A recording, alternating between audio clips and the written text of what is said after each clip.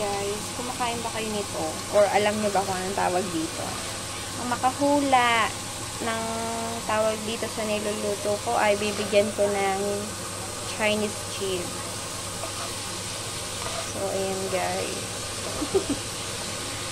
Sarap nito. Try nyo guys. Sobrang simple pero masustansya.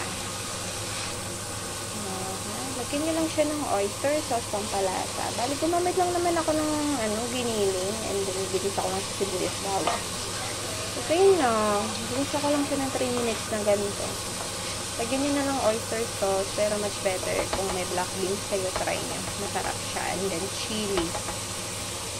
So, yun lang guys. Na-share ko lang ang aming dinner for tonight. And then, nag-i-steam ako ng tofu para sa alaga ko. Kasi bawal pa siya ng ng mga tasty food. So, ayan. Dito muna tayo sa mga light lang.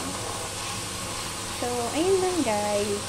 Maraming salamat sa palaging panonood ng mga videos ko, mga uploaded video. Thank you guys sa mga reaction nyo. Sobrang appreciated ko po yun. Pasensya na rin kung hindi po makarest back. Sobrang busy sa work. So, ayun lang guys. Have a blessed evening everyone. And God bless.